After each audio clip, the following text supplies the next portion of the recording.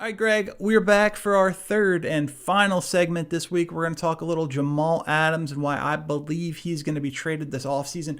And honestly, I'm shocked he is still a member of the New York Jets. Genuinely shocked. Jamal Adams is one of the single best young defensive players in all of the National Football League. There's no question about that. So the news that the Jets were interested in shopping this superstar, 24-year-old strong safety, it's sort of NFL shattering. It wakes everyone up from their cumulative comas to pay attention to this because guys like this shouldn't be available. And more than that, guys like this should not be available when they go out and they say, I want to be here. I want to be part of this team. Even though it's a bad team, I want to be part of the group that brings them back to where they should be, on the rightful place at the top of this division, in the top of this conference. I want to be a part of the group that makes them a Super Bowl contender once again. And then Joe Douglas goes behind his back and shops him, showing the sort of crazy non-loyalty that gets general managers fired and has players traded. And my argument is that simple. Trust was broken that day. Jamal Adams, the tweets that he sent out they were eye-opening, just absolutely eye-opening, saying that he talked to Joe Douglas a while ago, and he said, "Hey, look, I want to be part of this team. Any rumor of me asking to be traded is completely false." And then, then Douglas and Adam Gase, why he still has a job, I don't know. Why he got another job, I don't know. They go and shop him. It's over. Trust gone, especially for a bad team. You don't come back from this. Obviously, the Cowboys were one of the organizations that reached out and allegedly offered a first-round pick plus a day 3 pick. They're going to show more interest this offseason, as are 30 other NFL teams, because the reality is, if you don't have Jamal Adams, you want to go get Jamal Adams because he's an upgrade over whoever you do have. Yeah, I mean, I don't know what the Jets are doing as an organization. They are an absolute travesty. I mean, it's like a daily competition of who could be more embarrassing as an NFL franchise between the Washington Redskins and the New York Jets. The Jets, especially just coming off of the whole Kalichi Assembly thing. Yeah, crazy. Like, that whole absolute mess. And now you want to shop a guy, and I get it it's the NFL, and there's part of it that's a business, if you want to do the whole process angle, getting rid of an asset, a very good asset, to potentially get a multitude of assets, whether they're good or whether they're mediocre, yet to be seen. It's certainly an idea. But what you can't do, what you certainly can't do, is sit down with a guy who is a budding superstar defensively for your team. Tell him, nah, you're our guy. We know you want to be here. We know you want to be here. You're our guy. And then shop him. Yeah. For Joe Douglas, it had to be one of those when keeping it real goes wrong moments that Chappelle Show used to have. Just an ultimate backfire here. And he's got to have to work really, really hard to repair this, because this is 2 straight situations all in the span of about 5 days that just really, really went wrong on the New York Jets. Well, plus the Le'Veon Bell thing.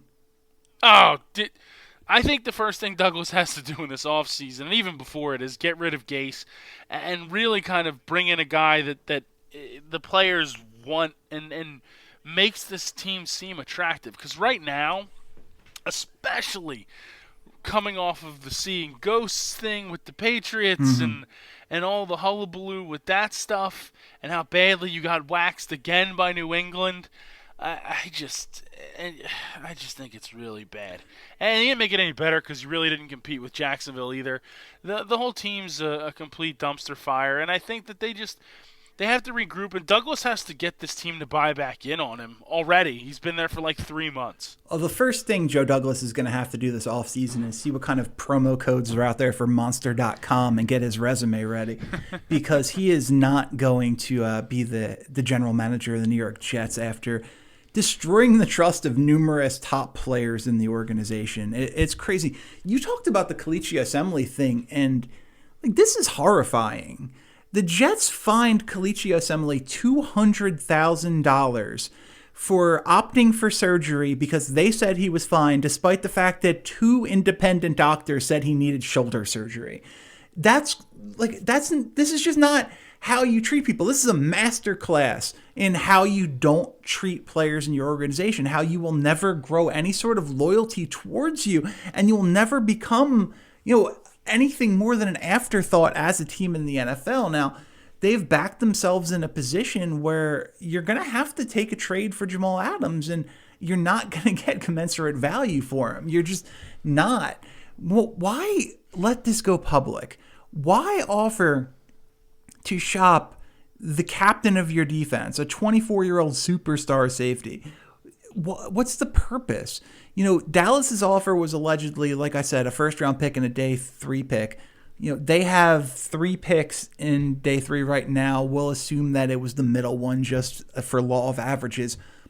Why would you consider destroying your relationship with your best player and your captain for the 21st and 149th picks in the NFL draft? What are you going to get at 21 that is going to be anything resembling the player that Jamal Adams is? It's beyond stupid. It's borderline criminal, and it's Washington-esque is the best way that I can put it. And it's the absolute greatest insult for any NFL front office that what they're doing reminds of what happens in Washington. Yeah, it's not good. It's both these teams need to be overhauled by the NFL. Yeah. I mean, Washington somehow not trading Trent Williams, despite the fact that multiple sources that I know and spoke with said the contracts were signed weeks ago. The Browns were getting Trent Williams. It was a done deal, Chris. Done deal. But Washington's dumb, and they continue to be dumb, and the Jets just continue to top their dumb. I don't understand. It's literally it's like a contest between them. Yeah, I'm waiting for. So this is the Jets backing themselves into a corner to basically get an unbelievable amount of a lackluster return if they were to choose to trade Jamal Adams and not being able to smooth this over.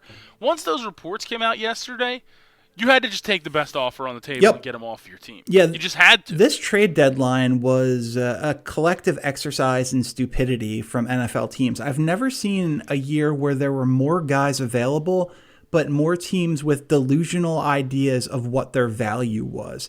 The Jets asking for a second. Well, there you go. The Jets again asking for a second-round pick for Robbie Anderson. He's not even good. He's going to be a free agent. Why are you like a second? It's unbelievable. Holding on to Adams after it leaks. You're right. The Washington thing is stupid, but now Washington says, "Oh, we're going to trade Trent Williams this offseason, and we're going to get better value than we would have when he was younger and you had more control over him contractually." Yeah, that's going to happen.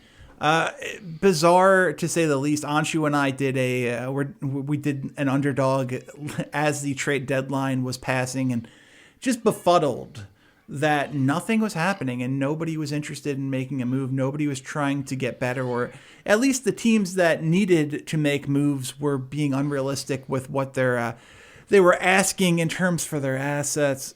Just crazy, but at the end of the day, when it comes to the Jets and Jamal Adams, that regardless of what is said in public, I know Adams says, "Hey, I'm locked in, focused on helping the Jets win." That's a public relations thing. Behind closed doors, I can't imagine there's any trust, and he's going to be gone. Yeah, the NFL trade deadline is the biggest waste of time. Every year it seems like we do this, and where it's ooh, trade deadline, because we're so used to hockey and basketball and baseball trade deadlines where people actually make moves that matter. The NFL trade deadline always underwhelms, and this year it was one of the more underwhelming things because there was so much smoke about every team, about all different people. Yeah, you're right. the best move, or like the most high profile move of like the week was like Mohamed Sanu went to the Patriots. Like, Yeah, and it happened I at the don't know. beginning of the week. All we got yesterday was a procedural trade where Miami basically bought a 5th-round pick from the Rams for absorbing Aqib Talib's contract for the rest of the season and paying him the $4.28 million he's owed. Just super boring, and you're 1,000% right. The NFL trade deadline is one that has historically been boring, but like I think we all let ourselves fall for the dream that this is going to be interesting this year because of the NFL's been different. You know, we've never seen this many high-profile guys demand trades or be actively available in trade talks, and for it all to be for nothing is just such a waste of our time. ESPN did a 5-hour show on the NFL trade deadline, and the biggest move was like Leonard Williams got traded from the Jets to the Giants. Yeah, in a move where he doesn't even have to physically move. Yeah. The only difference now for him is he will be going into a different locker room at the stadium he always plays at. So Yeah. super exciting. All right, feels like as good a place as any to leave it. For Greg Cone, I'm Chris Horwedel. That's been this week's episode of You're Wrong and Here's Why. I thank you for listening, and we'll see you back here next time.